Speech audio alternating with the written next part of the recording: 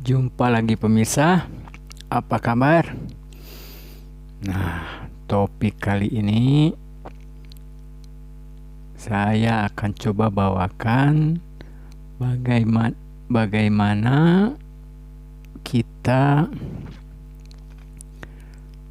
menghadapi spesifik ya, menghadapi situasi spesifik untuk ibu saya, mama saya ini yang menderita Alzheimer. Jadi seperti sudah sebelumnya dalam video sebelumnya saya kan sudah sedikit mengulas bagaimana awal mula terjadinya sampai ibu saya ini terkena atau terdiagnosa Alzheimer. Jadi kalau sebelum di video itu saya sudah jelaskan bahwa pada tahun sebelumnya kita konsentrasikan ke fisiknya ya, jasmaninya. Nah, sekarang kita akan coba mulai spesifik ke Alzheimer-nya. Jadi ini terus terang masih berdasarkan analisa maupun pemikiran ya. Jadi mohon tidak dianggap sebagai suatu referensi yang aktual atau referensi yang valid, karena ini adalah masih usaha. Kan seperti saya sudah jelaskan bahwa untuk para penderita Alzheimer ini, sakit Alzheimer ini yang merupakan bagian dari demensia, itu belum ada obatnya.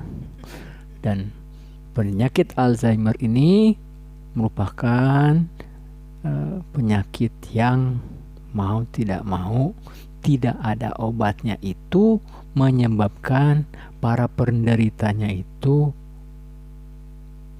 jelas tidak sembuh. Hanya saja penyakit ini termasuk penyakit yang membuat orang meninggal. Jadi dalam hal ini kita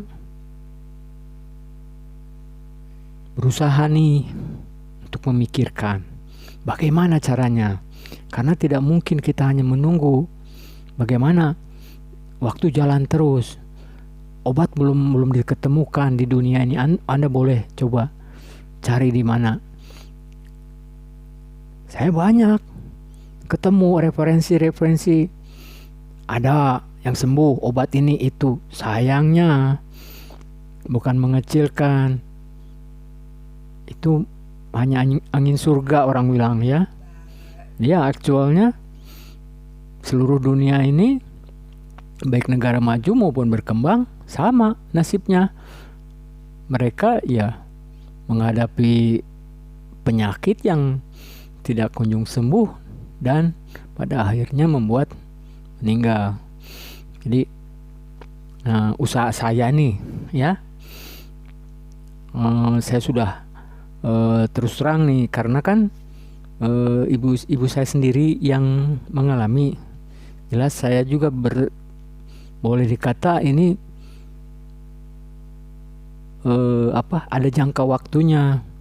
Jadi kalau di Wikipedia itu dibilangnya 9 tahun kan maksimum dari mulai terdiagnosa. Jadi sedangkan ibu saya ini udah 7 tahun yang lalu sudah terdiagnosa. Jadi waktu saya boleh dikata 2 tahun lagi, itu pun maksimum. Jadi menurut analisa di dunia kedokteran, dari mulai terdiagnosa para penderita Alzheimer ini itu 9 tahun maksimum. Jadi bisa aja kan lebih kurang dari itu. Nah, bagaimana usaha kita ya kan? Kalau kita sudah berusaha toh tidak ketemu juga solusinya, ya orang juga begitu sama semua. Ya minimal kita tidak sudah melakukan sesuatu, melakukan sesuatu sebisa mungkin, semampu kita.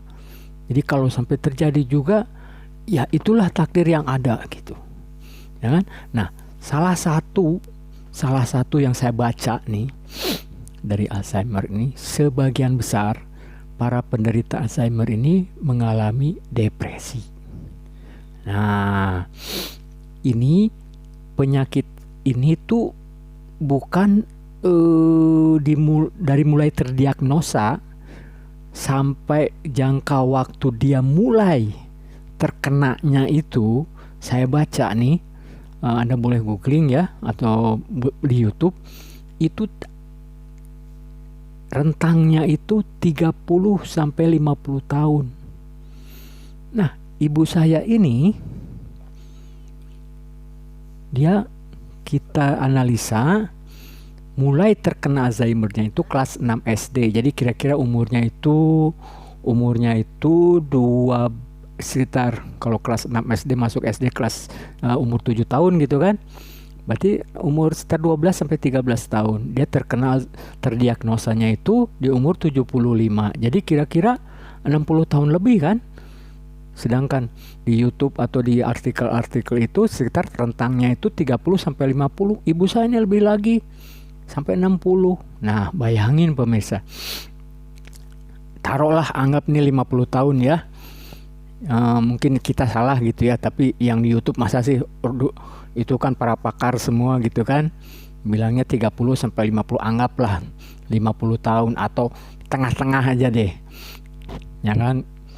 40 tahun lah anggap ya, 40 tahun. Nah, pada saat mereka ini dalam masih keadaan sehat, jadi dalam rentang segitu banyak itu otaknya sedikit itu terkena ya kan.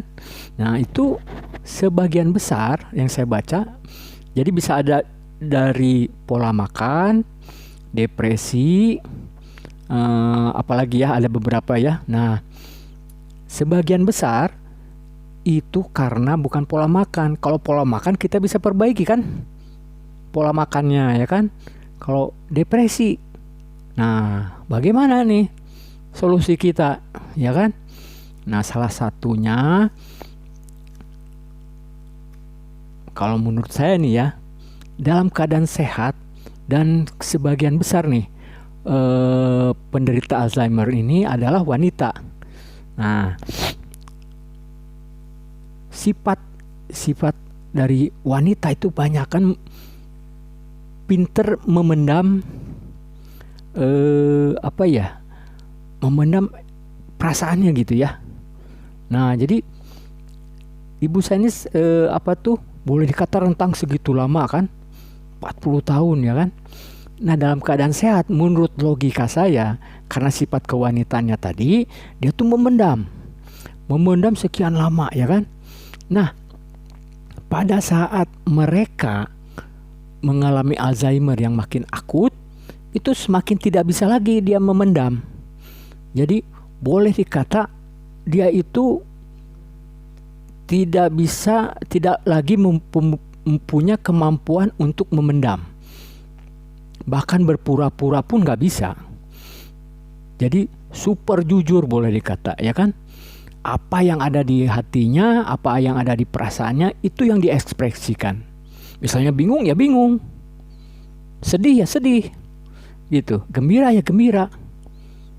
Kalau kita kan bisa, kita lagi marah, misalnya kan, sama orang gitu, ketemu sama orangnya, kita bisa hehehe kan, bisa ketawa-ketawa gitu kan dengan dia. Padahal kita dalam hati kita, misalnya kita nggak suka orang itu kan.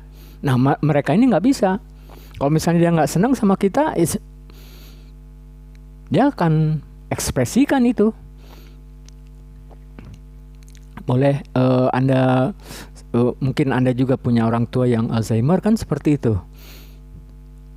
Jadi lurus-lurus aja gitu kan, marah-marah, sedih-sedih gitu kan.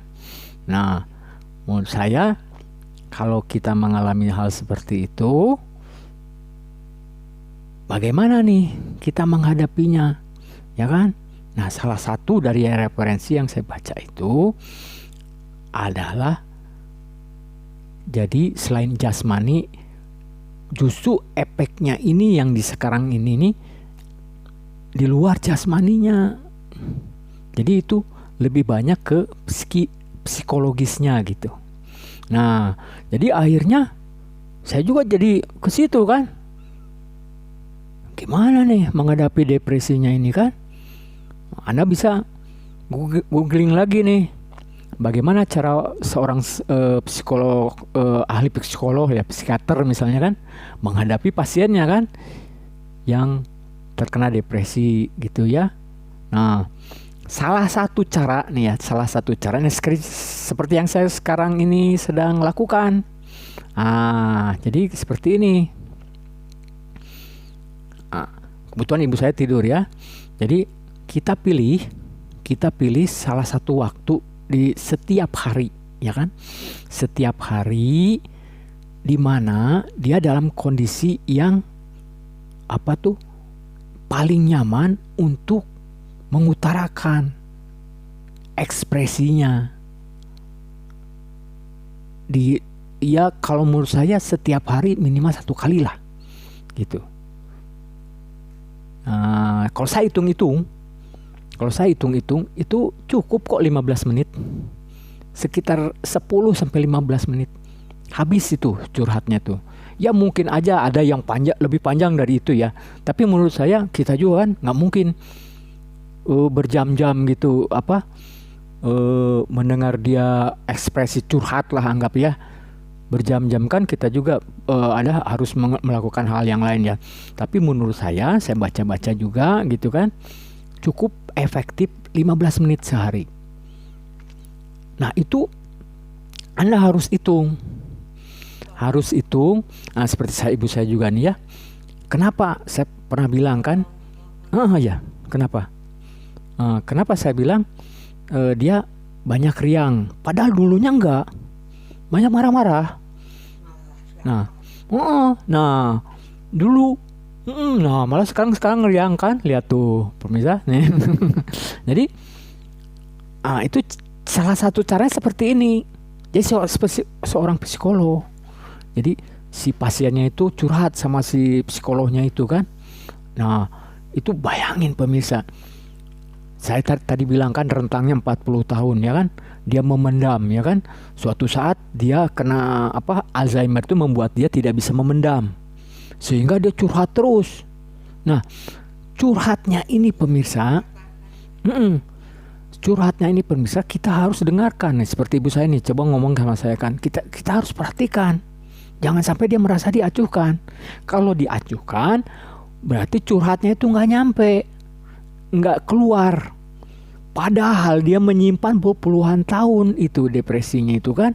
Jadi kita boleh dihitung pemirsa, kalau 15 menit sehari berapa lama kira-kira itu ya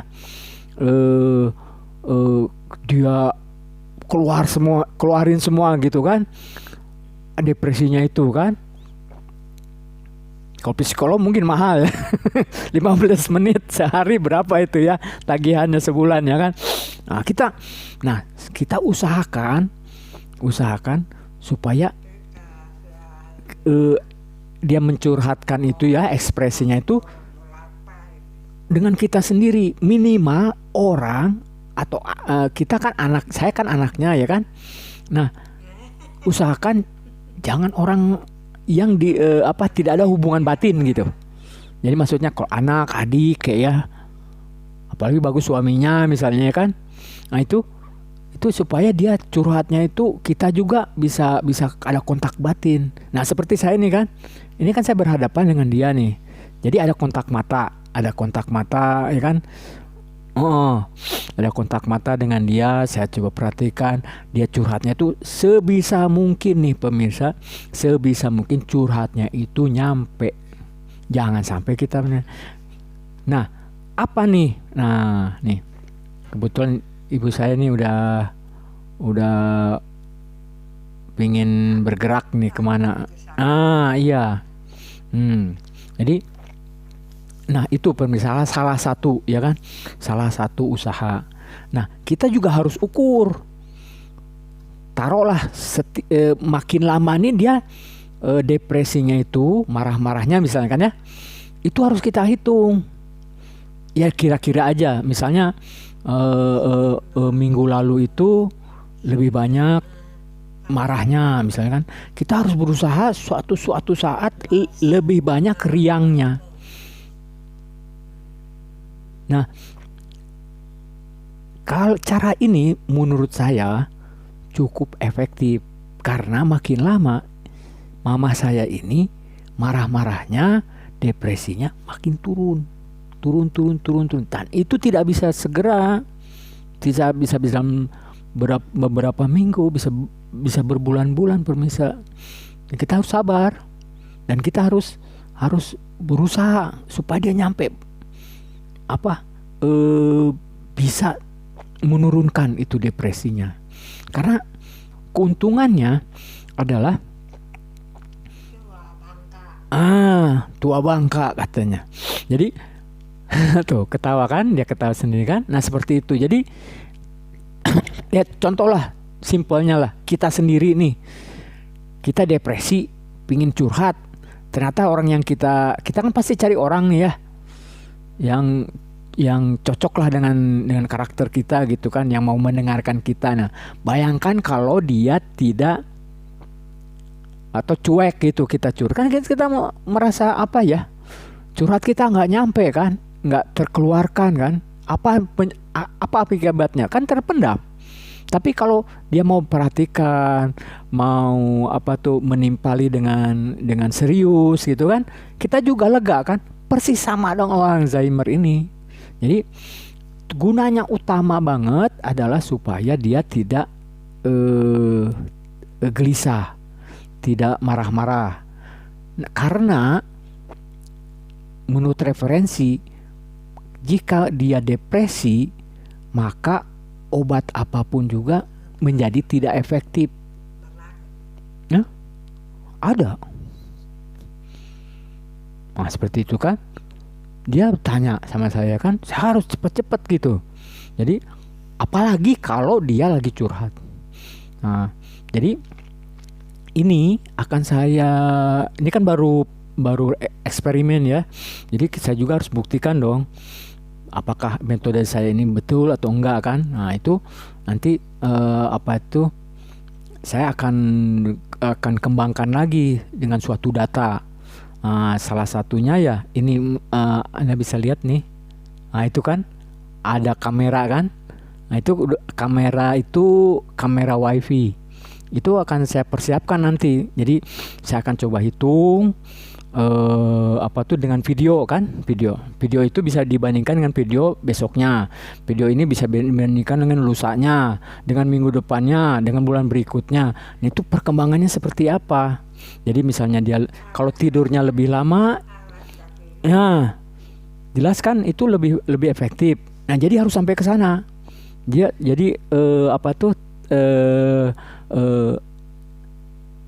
Usaha kita ini harus ada ukurnya, alat ukurnya seperti apa. Terserah para pemirsa ya bagaimana caranya. Kalau cara saya seperti itu. Jadi supaya kita juga akurat. Jadi kita juga jangan maksud saya kalau kita mengira-kira misalnya misalnya lebih sedikitnya berapa banyak, lebih turunnya berapa banyak, kan harus seperti itu. Jadi ada yang kita jadikan pegangan. Sama juga nih untuk misalkan ada video mengenai general check up kan, misalnya bulan sekian seperti apa, misalnya ya penderita diabetes misalnya kan, gulanya sekian di bulan ini, kapan lagi dia cek lagi general check up, gulanya sekian. Nah seperti itu. Jadi Alzheimer juga sama. Jadi ada yang harus kita ukur, di mana kita cek itu juga akan berhubungan dengan obat yang dia konsumsi. Jadi gini maksudnya ya, menurut saya nih, baru menurut saya ya, jangan juga dianggap suatu teori yang benar ya. Menurut saya nih pemirsa, kan Alzheimer itu ada obatnya ya. Obatnya itu untuk meningkatkan daya ingat. Nah, jadi gimana nih supaya kita tidak tergantung dengan obatnya? Ya menurut saya simpel aja. Gimana supaya dia jangan banyak mengingat, betul nggak? Kalau dia banyak mengingat, berarti dia butuh obat. Kalau dia tidak banyak mengingat, kita bisa kurangin dong dosisnya. Logikanya kan begitu. Nah, gimana caranya supaya dia tidak banyak mengingat? Salah satunya yaitu dengan tadi. Jadi dia curhatnya kita perhatikan, ya kan. Jadi akhirnya dia makin turun depresinya dia, sehingga dia tidak mengingat kejadian-kejadian yang mengakibatkan dia depresi. Kira-kira logik nggak pemirsa? Jadi saya kan bagaimanapun juga kita harus berusaha memikirkan bagaimana nih, karena belum ada solusinya. Ya, apa yang ada kita baca, referensi artikel YouTube kayak googling kayak apa ya, kita baca, sehingga kita juga punya usaha nih ke sana. Nah, salah satunya ini yang saya presentasikan pada kesempatan ini. Kira-kira gitu dulu pemirsa. Nanti untuk detailnya jelas akan saya akan kembangkan lebih lanjut. Baik mau maju kayak mau turun kayak, ya kan? Kalau maju syukur berarti metode yang benar. Kalau mundur di mana salahnya, betul nggak? Kalau sebagian besar orang juga gitu, riset juga begitu, nggak langsung benar gitu kan? Banyak salahnya. Justru dari kesalahan-kesalahan ini, kesalahan-kesalahan itu, ya kan? Dia ketemu nih yang benernya gimana? Gimana kita ketemu yang benernya kalau yang salahnya aja nggak tahu kan? Jadi kita harus tahu juga yang salahnya bagaimana, sehingga kita bisa mencari jalan yang benernya itu seperti apa. Yang benernya itu ya nggak jauh. Yang benar itu adalah yang tidak salahnya, kan, betul kan? Jadi, nah dari situ kita usaha sampai menjadi seakurat mungkin. Ya, seperti yang dijelaskan tadi, kita juga harus ada alat ukurnya. Kira-kira gitu pemirsa, mudah-mudahan bisa dipahami. Sampai jumpa pada kesempatan berikut atau di video-video berikutnya. Terima kasih.